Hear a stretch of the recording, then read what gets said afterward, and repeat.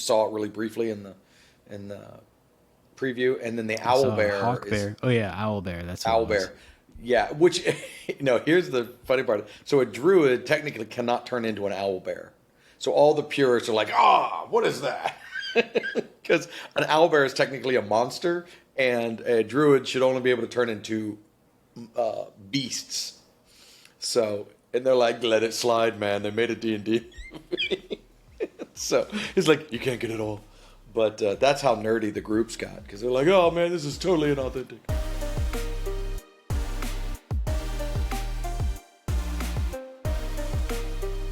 Hello and welcome to the Biz Dev Podcast, the podcast about developing your business.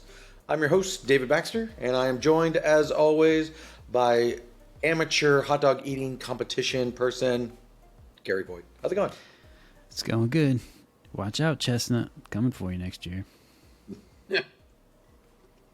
You're going to be at the, New York Even the thought State of dunking Fair? a hot dog into water and shoving it in my mouth, like that just makes me, that's just so gross. I could never do that. That's pretty intense.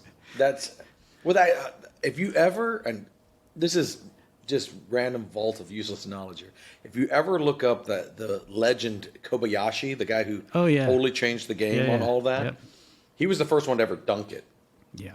And he just, when he came on the scene, I don't know when that was, in the 90s or early 2000s, whatever, the record before he got there was like 28.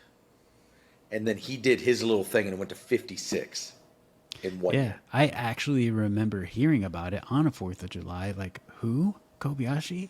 Yeah, who's this guy? And he's this buff Japanese dude. So this isn't an American thing, shoving as many hot dogs as possible down your throat? Apparently not. It's an international He sport. practices now. with cabbage because he doesn't want to get fat. I'm like, that sounds worse than hot dogs. Anyway. Oof. So our podcast is about discussing tech news, software development, small business, startups, leadership, and how all of that munges together. Hopefully it's somewhat entertaining. Hot dogs and water. Hot dogs and water. Yes, that is our podcast is all about hot dogs and water. That's what we do. We just talk about hot dogs and brats and reds, Carolina Reds. Have you ever heard of a Carolina Red? I'm guessing it's some sort of small sausage that's spicy. No, it is a hot dog, and I'm using that term loosely, that is bright red. From preservatives? And if you get it wet, the red comes off. Sounds I don't good. know why Healthy. this is a thing, but this is an actual thing here in North Carolina. The Carolina Red, they're nasty. Don't get them. Anyway, so what did you want to talk about today, Gary? Well, I saw an article about the Google tablets, and I guess the Android is the operating system on Google, or Android tablets. I don't know, more than Google just makes them. But they're updating all the apps that you usually use, like the G Suite stuff with Google Drive, and what are the others, like Slides. And I'm not a big Google Apps user. Wow, you're really killing it here, man. Sure Obviously, you have an iPhone. Yeah, but you do use Google quite a bit, so I thought you might have some insight onto this. And my first impression was that they're updating these apps and they're trying to make it more user-friendly on tablets because they want a bigger chunk of the tablet game that they're currently not in, because it seems like Apple pretty much dominates the tablet field. Statistically, Apple absolutely dominates the tablets. The iPad is miles beyond anything that Android supports. So No, like a Samsung tablet, is that an Android tablet? Yeah, Samsung is the biggest player by far. They make the Galaxy Tab, and they have like 3 billion of them. I'm like, every inch you want 7-inch, 7.5 inch, 7 3/4. They make all of them, and they're fine. They're fine. They sell fine. Probably education buys them some, but it's a trash experience. The problem with it is generally the developers are not making tablet apps, so you get blown up phone apps, which even on the iPad you can still run into, and they look bad. Or scaled down Chrome apps. Well, Chrome and Android are not the same.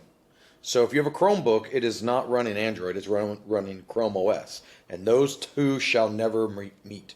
It's like Mac OS and iOS. Those two are separate. So you can run Android apps on Chrome OS, but you can't go the other way around. The 12L which is a fabulous name, was announced earlier. But the real reason is not tablets. The real reason is foldables.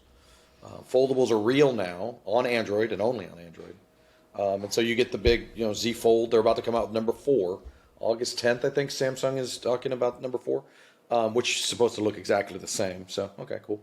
But you have this huge thing in the middle, right? It's like an iPad mini, 7-inch, 7.5-inch screen, and Android looks like poo-poo on that. So 12L is supposed to make that better so that you can do better splitting, because what's happening right now is one of the things they mentioned was instead of having a couple windows open going back and forth, that you will have the split screen or be able to put them side by side, like between. And so if you're in because Gmail, Android's been really bad about you that, can slide stuff back and forth. Android's been really bad at that natively. So Samsung wrote their own. Back with the Z Fold 1, I guess, maybe the 2 when they finally figured it out. But I they thought made their Samsung own phones window had their management. own kind of version of Android that was different than other Androids too. I thought they had like some sort of kind of like, I don't know if you want to call it a framework, that like Android ran inside, but they had a different kind of UI at the beginning of it. Samsung has what's called One UI, which is their skin on top of Android. Yeah. And that that's what I was thinking. skin generally is a way to sell you a bunch of Samsung apps. But Sell you, or you and they just get came your up with their phone own with Windows 30, management. 30 apps already on there that you have to get rid of. Yeah, so when you own a Samsung phone, you get Google loads it up with Gmail and everything, and then you get Samsung Mail, and then you're probably going to get Verizon Mail as well. Android is really bad about that because no one says no, because Google doesn't have control over it like Apple does. But I mean, when Google does something on Android, it's better. It's just like when iOS does something or Apple does something. It's better because it's built into the hardware, right? It's built, not the hardware, but it's built in. It's much more cohesive because it's tied into the entire operating system rather than sitting on top. And so you want that Windows management to be at the Android level, not the guy sitting on top of it. It's just not as cohesive. The apps have to do stuff, because the problem with a lot of those is if the app wasn't made for it, then it just looks bad. And if it's done at a lower level, then sometimes the apps they'll just adopt a certain thing, because Android will say, hey, you don't know what I'm talking about? That's cool. Just look like this. And then they do. But it's a big risk for Android to say, when you're talking about these foldables, because they're all different sizes now, and you have to say your app has to look good. It's like a responsive website, it's squishy. That's how Android is turning into. iOS has avoided that, which has largely allowed them to look better. That's why a lot of apps will look better on an iPhone, because it's locked in. They know what to build it on. It can be optimized better. I think it's neat. I think it's a long time coming. Do you think the Android tablets and foldables are going to gain more market share in the future, or do you think it's still kind of like a little niche item at this point that they're just I don't figuring think it out? I don't think Android tablets are going to gain any market share. I think Apple is so far ahead, and whatever price point you want, there's an iPad for you. So It's not like Android can come in and say, "Hey, here's a cheap one." I've got a cheap one, right? I can get an amazing iPad for $300. You're not going to go much cheaper than that unless you're going to really compromise on the specs. So I don't think iPad, but I do think foldables. I was going to say, a lot of times I see a lot of deals. I guess it's with, if you purchase like a Pixel phone or a certain Samsung phone, then you get like a free tablet with the deal. So it's like, I think they're giving away They're just as trying to many get as rid they're of them. selling. They're just trying to get rid of them. We made these, and what else are we going to do with them? Here you go. Yeah. We make enough margin off of the Samsung S22 or whatever that, here, have this. Usually you can tell what kind of product it is. You've never heard of an iPad being given away with an iPhone, right? That's true.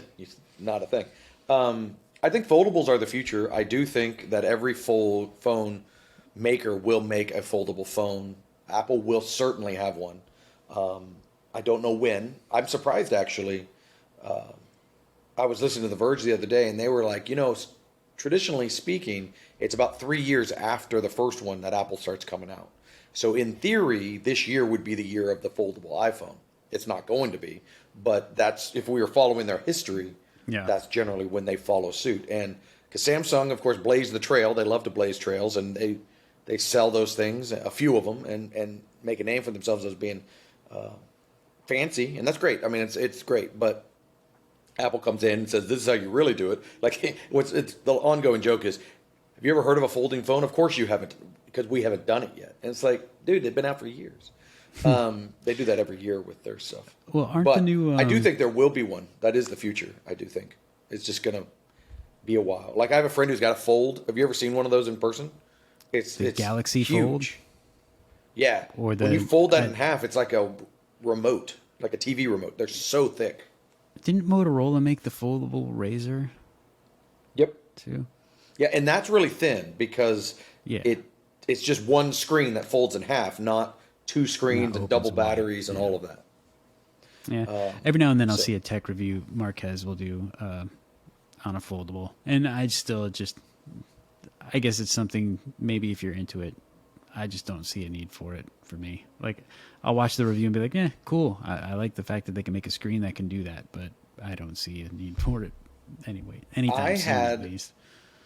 A Surface Duo, the original one. That thing was easily the coolest piece of tech I've ever owned. But it compromised so severely. It was so thin. Like, it was, when you folded it together, it was as thick as a normal phone. It truly was an amazing piece of just pure tech. Functionally, once you started trying to use it, there were all sorts of compromises that I would never recommend. I only used it, I still have it, but I only used it for 6 months because it was dropping calls so often. I just can't stand that. But it's neat to be able to do two apps. I mean, that one, is about two apps at the same time. It's neat, but it's not as, you don't use as much as you think. Where the apps are so good now that switching between them is just not that big of a deal.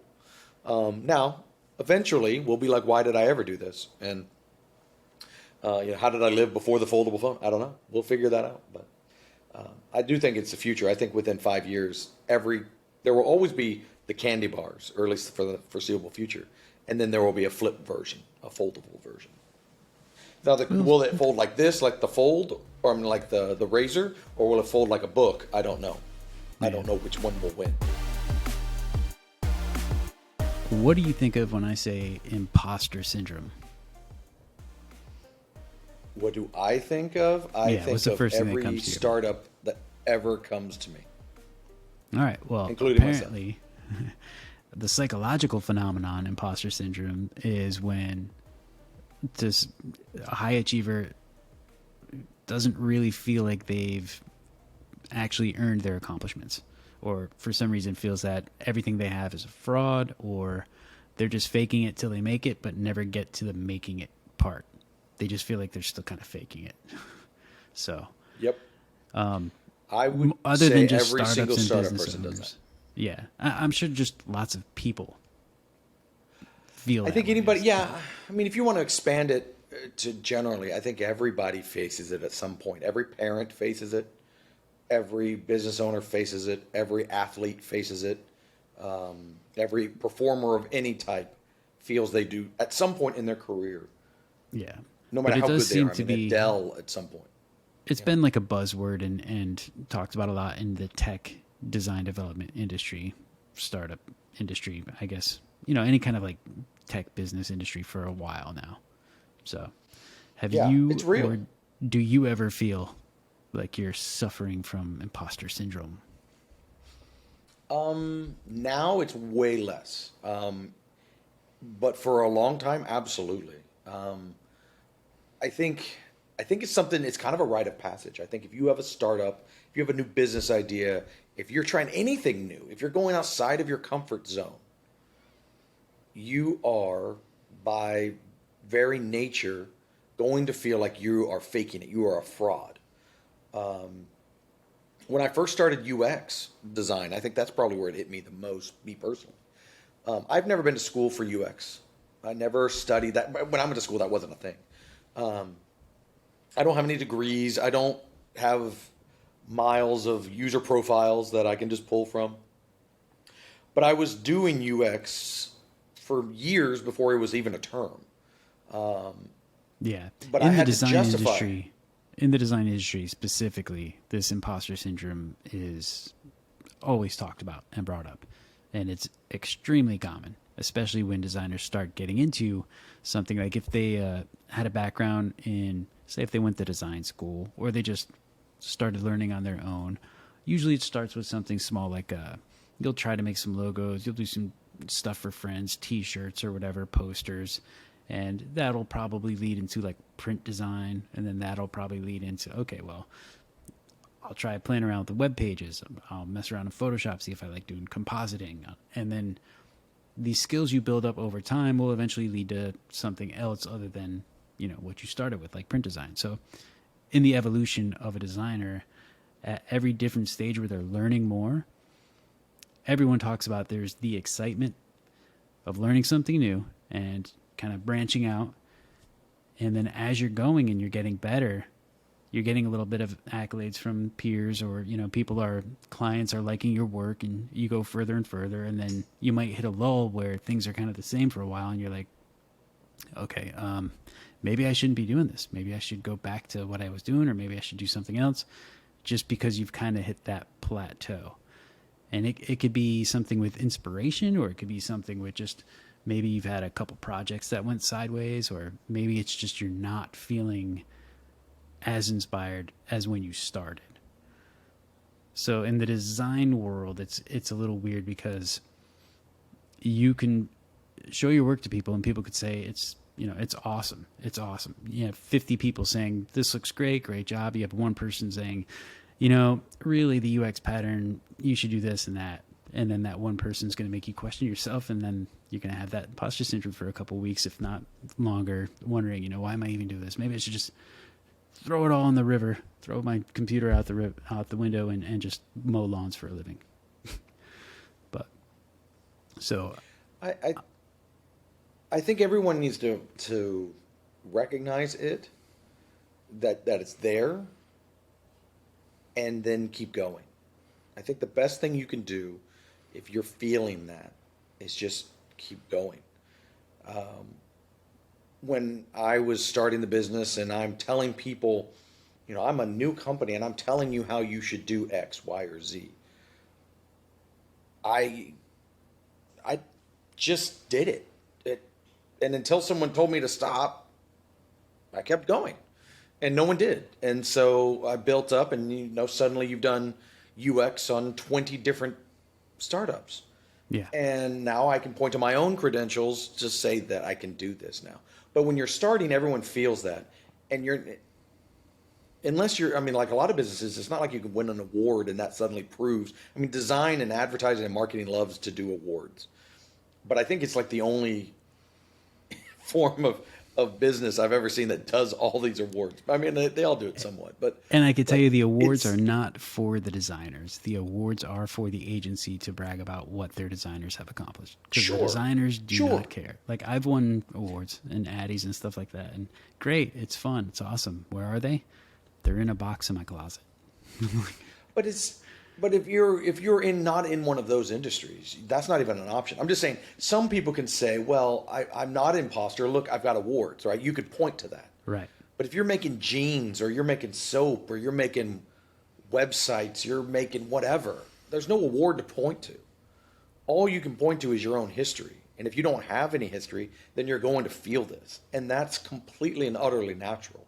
And I want any startup founder, anyone who's listening to this, anyone who's thinking of starting a business, don't let that stop you, because this is part of that process. This is one of the hurdles that every founder goes through.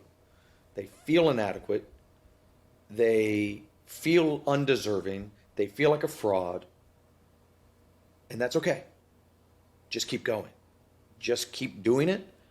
Keep putting one foot in the other. And eventually, you'll realize you've walked 15 miles along this route, and you'll look back, and now no one can challenge you, because you've done it. You know what I'm saying? I just don't want people to stop. That's so easy just to bail. Oh, I'm not worthy of this. I shouldn't be here. You have every right to be at this table.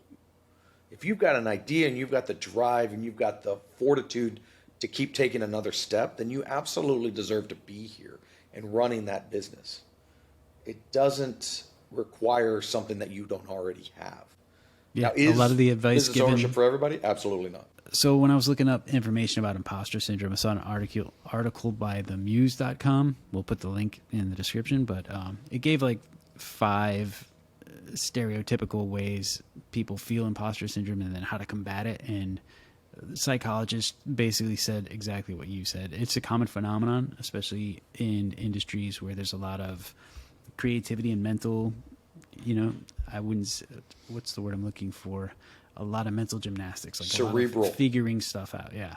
But the main thing is just power through it. Just keep going. Yeah. You don't have to value yourself based on other people's thoughts of you or awards. Obviously, everybody knows that, but at the same time, you can't use that as the establishing factor of whether you're worthy or not. And the only way to go past that and stop thinking about it is just to keep going, just like you said. Yeah. I mean, I only think it's important to keep that in mind, because if you go to Reddit or whatever and read about people who are thinking of starting a business, it's a big deal, because they're paralyzed by this. If they don't have the confidence and the wherewithal to kind of exert themselves as the expert in the idea or the field that they're trying to become successful in, or at least show people that they know what they're doing, then that confidence is going to be lost in anybody else as well. So, but I'll say this about almost any guy told me, if you ever want to get away with something, walk quickly and carry a piece of paper. And walk around with it's a clipboard. so true. If you walk around with a clipboard, a piece of paper, no one bothers you, because you look like you're important. And the number one part of looking like you belong is looking like you belong, right? If you walk into the hotel that you're not supposed to be in and start looking around, everyone's going to ask, "Can I help you?" But if you just walk straight to the elevator, I'm thinking of like movies, they do this all the time, right? With confidence to the elevator, then everybody, well, he must be supposed to be here. Yep. It's not any different in business. Just keep going, keep walking with confidence, keep that head up. Don't stammer, just keep going. And I think that's what separates those who can versus can't. It's not that the ones who can are more talented. They typically just keep pushing, and the ones who can't bail. And so who are you? Yeah. And on the confidence thing too, it's weird that confidence is not a trait, it's a learned skill. For sure. So you have to learn enough to be, or you have to learn to be confident enough to exert that. And in doing so, you'll probably eliminate the imposter syndrome altogether if you just keep going. It's tough, right? I think that a confident person who is also competent is a leader. A confident person with no competence is a con man. Right? I mean, that's the difference. Con There's a man lot is short of people for confidence, man. Yeah, there is a big difference between most people who are just good at something. They're not a leader because they don't have that confidence. They don't have that ability to throw themselves out there, but they're very good at what they do. Good developer, good, weaver, good designer, whatever. You can do it, but you can't throw yourself out there. That's what separates you. If you're only good and you have no substance, what is that phrase? All hat, no cattle. People who just all talk, eventually that fades, right? You lose that. Yeah. Great marketing plan eventually dies if you've got no real product.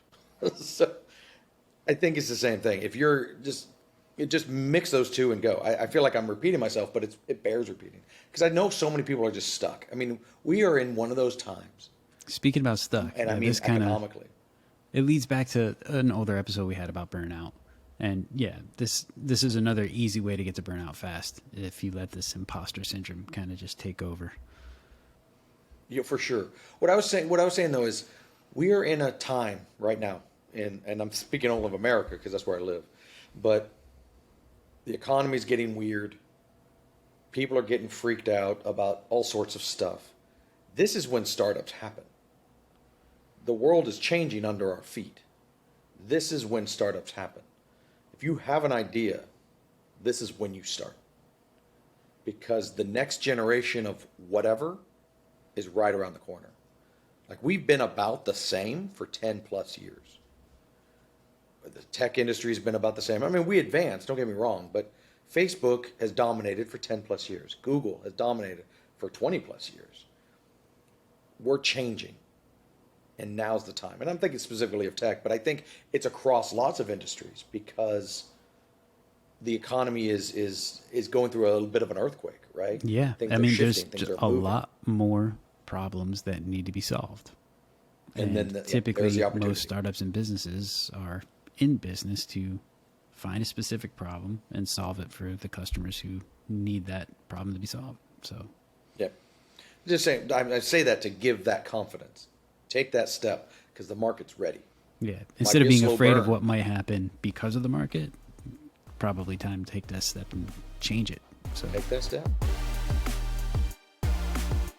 the weekend prior to us recording this was another edition of the Comic-Con in San Diego. San And I Diego guess- Comic-Con. Yeah, that was tons of really great trailers came out. I watched several of them this morning. Yeah, apparently the MCU, which is Marvel's cinematic universe, kind of laid out their plans for, part 5 and part 6, which is a grouping of movies and stories together that they kind of call phases. So phase 4 is kind of what we're coming to the end of. And then they're going to lead into phase 5. But with that came a lot of cool trailers and stuff that they're putting out. And it seems like in a little while, Marvel's only going to require 1 or 2 actors, and then the rest is going to be just all CGI. All CG, yeah. I Yeah. mean, that's basically what She-Hulk is. She-Hulk is a lady in for like 10 seconds and then green lady for the rest of the time. Yep. I'm a little nervous about that one. I'm having a tough time. I think what it is for me is when the CG character is the lead, it's hard for me to buy it. It's hard for a lot of people. It's to never buy. been the lead. You're right. You've Well, always in had the real Hulk people for him movies to where they foil were the off of. lead, they never went over that well. They were bad. Yeah. They were bad, and so I'm nervous about that. I mean, I think it sounds like they're trying to make it funny, which okay, cool. But I just don't know if we as an audience are ready to, unless we're watching a fully animated feature. That's different. It is. But when we're mixing the two, it's just hard to dive into the fake character as the lead, as opposed to a real person who does fantastical CG things. I don't know. Is this the first, now that I think about it, is this the first time that's actually happened? Well, In MCU? in the MCU, having a CG Yeah, lead? there's always been a person, hasn't there? Yeah. I mean, even with can't think of Guardians, it one. was more people and You had Chris Pratt and you had Zoe, what's her name? Saldara? Yeah. Is that right? not MCU, but she- Avatar. Those were a lot of CG Yes. leads, but the thing was, it was on screen. When it was CG leads, it was all CG stuff. There was Yeah. some scenes Yeah, with the blue people and the humans actual didn't mix actor much. interacting with CG, but not enough to make it awkward. Where you're subconsciously comparing the movements and the lighting and the shading and how mouths move, between the two characters. Yeah. It's just something that you We'll inherently see. pick up on, and you can see it, and it's a little awkward, and then it's like, it throws you off.